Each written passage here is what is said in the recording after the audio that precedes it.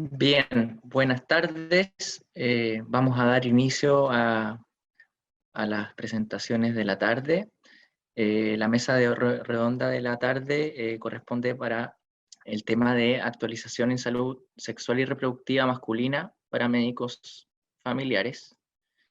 Las presentaciones son videos grabados y van a ir seguidas. ¿Ya? La primera es la primera presentación la realizará el doctor Marcelo Marconi. Se va a tratar sobre el diagnóstico y manejo de la disfunción eréctil y el bajo deseo sexual masculino en la andropausia. El doctor Marcelo Marconi es urólogo y andrólogo, especialista en urología de la Universidad de Chile, tiene un fellow en andrología clínica de la Universidad de Gießen en Alemania, magíster en biología de la reproducción de la Universidad de la Frontera y jefe de la unidad de andrología de la Red Salud UC Christus. Entonces vamos a dar inicio y la siguiente presentación es sobre el diagnóstico y manejo de la eyaculación precoz, conceptos básicos de la infertilidad masculina, que estará a cargo del doctor Cristian Palma. Él es médico, urólogo y andrólogo, profesor asociado a la Universidad de Chile, urólogo, andrólogo de la Clínica de Las Condes y jefe del laboratorio de andrología de la Clínica de Las Condes. Les comento que las presentaciones van a ir seguidas porque la tercera presentación de esta sala se adelantó para las 16:10, en 20 minutos. Entonces vamos a hacer las dos presentaciones seguidas y luego vamos a tener un espacio para realizar las preguntas. Bienvenidos, mi nombre es Marcelo Marconi, soy urólogo y andrólogo del Departamento de Urología de la Universidad Católica y les voy a dar una pequeña presentación respecto del diagnóstico y manejo de la disfunción eréctil. Acá está mi cuenta de Instagram para aquellos que deseen seguirme. Ahí hay muchos videos informativos muy útiles para la comunidad médica y también para sus pacientes. La disfunción eréctil históricamente se ha definido como la imposibilidad de lograr y o mantener una erección lo suficientemente firme o rígida para lograr la penetración vaginal, e idealmente esta condición debe estar presente a lo menos durante 3 meses. La gran mayoría de los pacientes al día de hoy, cuando empiezan a disminuir la calidad de la erección, ya sea consultan previamente o muchos de ellos se automedican. Es muy frecuente la disfunción eréctil, globalmente afecta a más de la mitad de los hombres sobre 50 años, en Chile en particular en los hombres sobre 40 años, la mitad de los hombres tiene algún grado de disfunción eréctil, leve que responde a medicamentos en dosis bajas, moderada que requiere medicamentos en dosis más altas o severa que ya no responde a medicamentos orales y eventualmente requiere la instalación de una prótesis de pene. ¿Por qué se produce?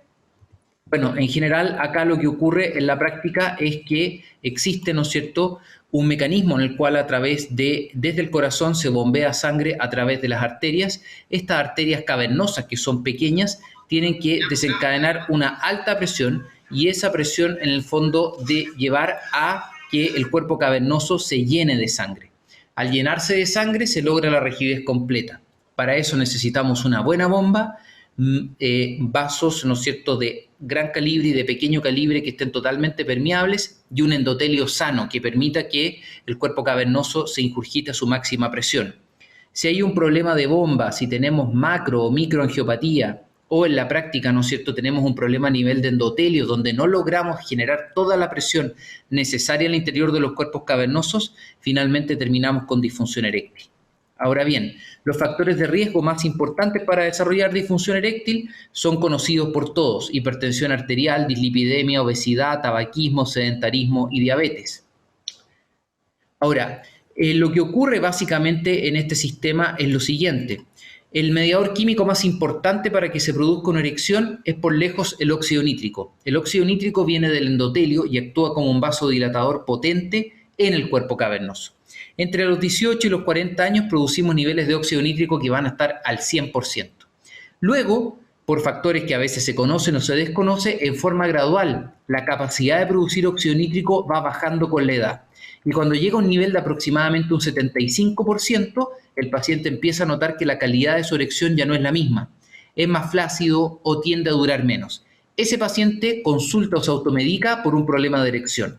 De hecho, los inhibidores de la fosfodiesterasa, como el sildenafil, el vardenafil y el tadalafil, son dadores de óxido nítrico y en forma transitoria permiten subir desde este 75 a este 100% recuperando la calidad de la erección. Ahora, si ese paciente sigue fumando, su diabetes es cada vez peor y se asocian otros tipos de problemas de salud que deterioran la calidad del endotelio, por supuesto que la capacidad de producir óxido nítrico sigue bajando y aunque tome inhibidores de la fosfodiesterasa no llega a un 100% y por lo tanto son pacientes que ya no responden a medicamentos. Esto explica que la frecuencia de disfunción eréctil aumenta con la edad, ya que los factores de riesgo que vimos van aumentando también con la edad. El 80% tiene alguna etiología vascular, diabetes, hipertensión, tabaquismo, dislipidemia, colesterol alto, sedentarismo, ¿ya? Y hay otro porcentaje de pacientes que van a ser secundarias neuropatías, por ejemplo, diabéticas, lesionados medulares o de nervios periféricos, como pudiera ocurrir después de una cirugía prostática o coloproctológica, problemas hormonales, básicamente baja testosterona, fármacos, sobre todo beta bloqueadores, antidepresivos, antipsicóticos, algunos diuréticos y también alcohol y marihuana en altas dosis. Las causas psicológicas son más frecuentes en pacientes menores de 40 años y en esos pacientes habitualmente tienen disfunción eréctil al momento de intentar actividad sexual, pero tienen una buena calidad de la erección en la mañana, en la noche en forma espontánea y con masturbación. Sin embargo, en la actividad sexual no lo logran y esas son algunas preguntas claves para tratar de diferenciar entre un grupo y otro. En cambio, ya sobre los 40 años, las causas orgánicas o físicas empiezan a tener mayor peso en la evaluación. Pocos consultan por el problema aún. Solo un cuarto de los pacientes o menos del 20% dependiendo del país consultan por el problema. La gran mayoría tiende a automedicarse. Por eso es tan importante que en el contexto de la atención primaria o la salud familiar, la gran mayoría de las veces es el paciente prefiere que ustedes le pregunten si existe o no el problema más que ellos decirlo en forma espontánea. Y es importante y es muy relevante aprender a tratar esto en la atención primaria o en la salud familiar porque es relativamente sencillo, es muy prevalente y se evitan derivaciones a veces que son innecesarias. ¿Cómo se aproximan al paciente? Como todo en buena medicina, una buena historia clínica, un buen examen físico, hay que pedir una glicemia, un perfil lipídico, testosterona total, no necesitan pedir ningún otro tipo de testosterona, solo testosterona total y una TSH. Solo en un 8% de los pacientes van a encontrar un problema hormonal, un hipogonadismo, un hipotiroidismo que sea susceptible de ser tratado. En el 92% se asume que hay una disfunción endotelial.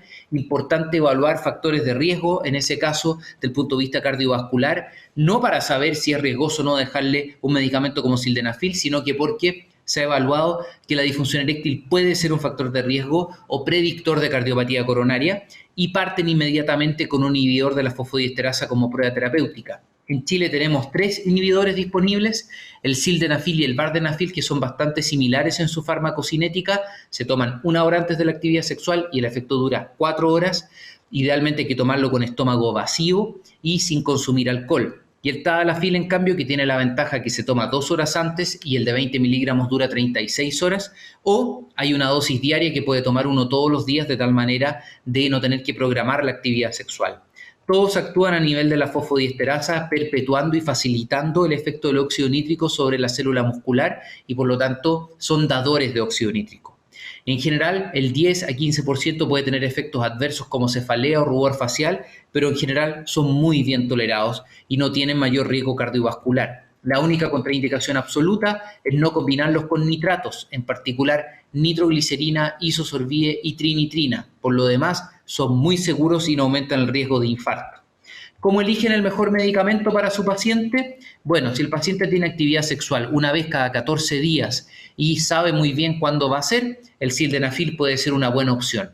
Si el paciente tiene actividad sexual durante un fin de semana completo, el tadalafil de 20 miligramos puede ser una excelente solución. Si tiene actividad sexual día por medio y no sabe bien en qué horario, tomar un medicamento todos los días como un tadalafil de 5 miligramos puede ser la mejor solución para ese paciente.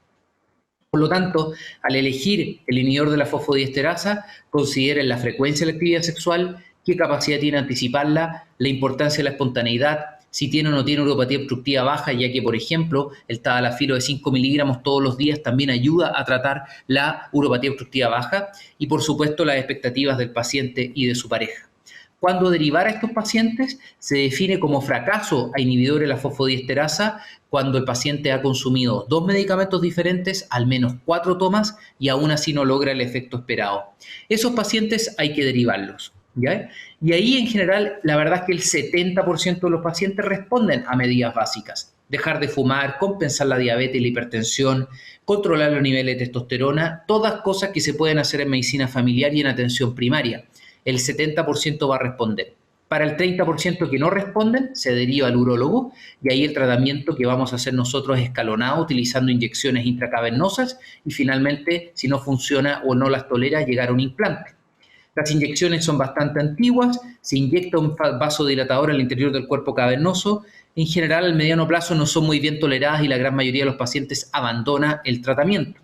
Y ahí vamos a los implantes, que son un par de cilindros de siliconas que van por dentro de los cuerpos cavernosos, por fuera no se ve absolutamente nada, ¿ya? Van a lo largo de todo el pene y existen en la práctica los implantes de pene maleable, que son como una lámpara de velador que le permite al paciente cambiar la configuración.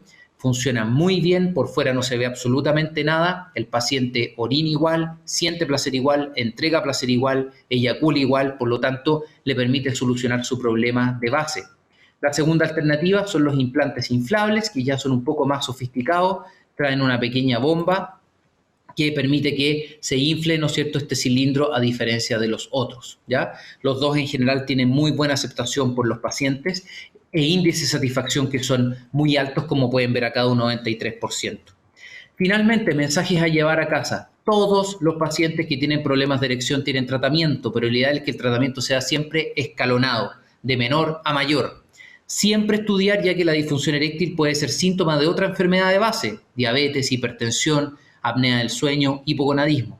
Conocer al menos idealmente 2 tipos de inhibidores de la fosfodiesterasa presentes en el mercado, idealmente sildenafil y tadalafil, e indicar el medicamento de acuerdo al perfil y necesidad de los pacientes. Cualquier duda, por favor, me escriben a través de mi Instagram y, como les digo, hay muchos videos informativos. Muchas gracias.